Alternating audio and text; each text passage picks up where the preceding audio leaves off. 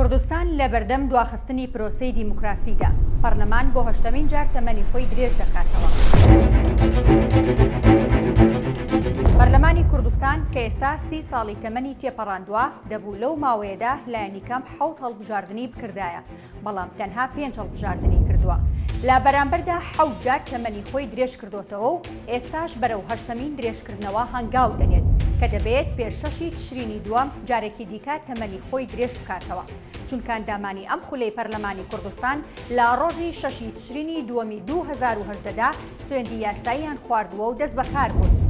خولی شەشەمی هەڵبژاردنەکانی پەرلەمانی کوردستان دەبوو لایەنی کەم لە سەرەتای مانگی دەی ئەم ساڵدا ئەنجام بدرێت بۆ ئەوەی پەرلەمان بۆ یەکەم جار پێویستی بە درێژکردنەوەی تەمەنی خۆی نەبێت، بەڵام ئەم خولەش بە دەردی خولەکانی دیکە چوو بەهۆی ناکۆکی نێوان لایەنە سیاسیەکانەوە هەڵبژاردن لە وادەی خۆیدا ناکرێت. لە 4 مانگی ڕابردوودا با دەستپێشخەری جینین بلاسخارت نوێنەری تایبەتی نەتەوە یەکگرتووەکان لە عێراق لایەنە سیاسیەکانی هەرێمی کوردستان 3 کۆبوونەوەیان لە ئاستی باڵا لەبارەی کێشە و ناکۆکیەکانی پرسی هەڵبژاردن ئەنجامدا، بەڵام دوای 4 مانگ لە دەستپێکردنی ئەو دیدار و کۆبوونەوانە پێدەچێت هەوڵەکانی پیلاسخارتیش بەرهەمێکی ئەوتۆی لێسەوس نەبوو بێت.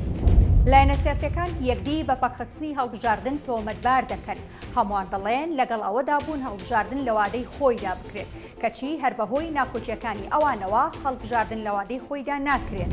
لەم پرسەدا لایەنە سیاسیەکانی هەرێمی کوردستان بەسەر دوو بەرەی ناکۆکدا دابەش بوون، بەرەی پارتی لەلایەک و بەرەی یەکێتی، گۆڕان، یەکگرتوو و کۆمەڵی دادگەری و نەوەی نوێ لەلایەکی دیکەوە. ئەم 5 حیزبا بۆچوونیان لە یەکەوە نزیکە و لە پەرلەمانیش پرۆژەی هاوبەشیان هەیە. ئەوان داوا دەکەن هەرێمی کوردستان لە یەک بازنەی هەڵبژاردنەوە بکرێت بە 4 بازنە، لە 11 کورسیەکەی پێکهاتەکانیش 4یان بۆ پارێزگای سلێمانی بێت. پارتی لە سەرەتادا دژی زۆربەی مەرج و داواکاریەکانی ئەو 5 حیزبە بوو، بەڵام ئێستا هەندێک نەرمی با هەڵوێستەکانیەوە دیارە، وەکو لە دوایین هەڵوێستیدا ڕازیبوونی خۆی با سیستەمی فرەبازنەی ڕاگەیان، بەڵام دەڵێت پێویستە ئەو فرەبازنەیە ڕوون بکرێتەوە و شێوازەکەی دیاری بکرێت. سەبارەت بە 11 کورسی پێکهاتەکانیش پارتی تا ئێستا بە توندی دژی هەر دەستکاریەکی و کورسیانەیە. لا دۆخێکی لەم شێوەیەشدا ئەنجامدانی هەڵبژاردن لەم ساڵدا بۆتە ئەگەرێکی مەحاڵ، چونکە کۆمسیۆنی هەڵبژاردن و ڕاپرسی هەرێمی کوردستانیش ماوەی یاسایی بەسەر چووە، هەر کاتێکیش کارا کرایەوە بە گوێرەی ستانداردە نێودەوڵەتیەکان پێویستی بە 6 مانگا بۆ ئامادەکاریەکانی هەڵبژاردن.